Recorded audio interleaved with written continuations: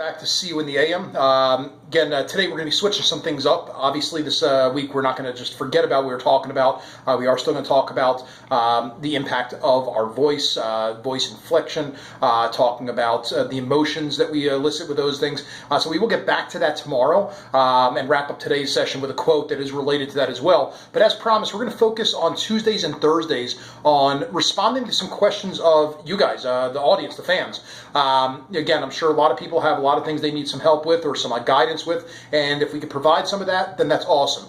So today we're going to address two questions that we got. I will say, I would encourage people, if you're doing this on the Facebook, to post them in Facebook as much as possible. Not for my benefit, but for the benefit of the other people that are listening and watching. Because again, maybe you're posing a question that is triggering thoughts for them, and we're not going to be able to get to many of the questions here during the show. So again, do everyone else a favor. Help everyone out. Post them there. But I do appreciate some people having reached out. One of them is coming from someone on LinkedIn. Another one of our questions came to me via email today. So I am looking forward to getting to many more questions and helping as many people as possible. So let's dive right into it. The first question that I want to address came from someone named Christian. They're over in Indy. And they said, how do you separate from distractions when they're constantly in your face? This is going back to when we were talking, I assume, about having the ability to be consistent, have blinders on, so to speak. So, it's a very tough question to answer, but a very good question and one that's important for everybody. So I'll give you the best possible answer for myself. Now, just because something works for me doesn't mean it's going to work for everybody. But what I do is I tend to focus on the things that I can control. Yeah, there is tons of stuff going on around us. I mean, look, the election is today.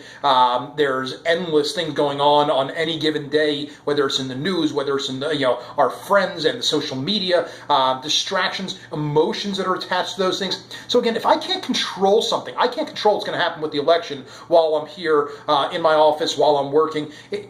Why should I think about those things? And that's the way I operate, essentially within a bubble, so to speak. And I insulate myself and stay focused on the things that I can impact, and then therefore less impacted by those things that I cannot. Now again, that's not going to work for everyone. Some people are needing other tricks or tools to not be distracted, but I could only answer for myself. What's worked for me is to be able to do so. So I appreciate that question, Christian, and hopefully that gives you the answer that you're looking for. The other question is coming from someone named Nikki. I did not know where they were from, but wanted to just address that. This was in response to a post that we put up on Facebook a little while back that was relating, and the quote on the things that we need to distance ourselves from negativity. That's where positivity begins.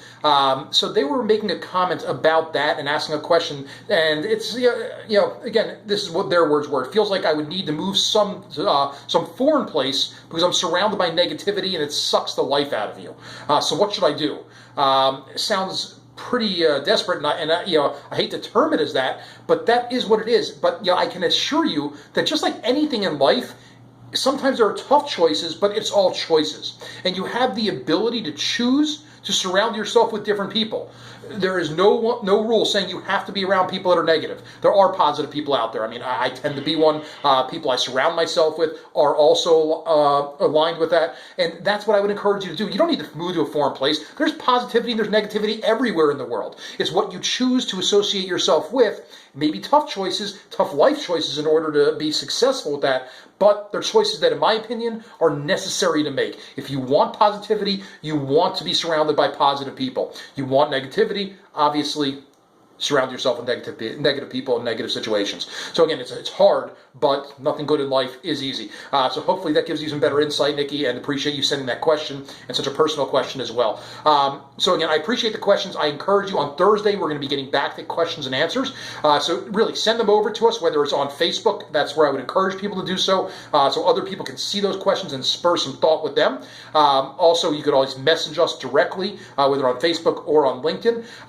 You could always email us as well at info@creatingclosers.com.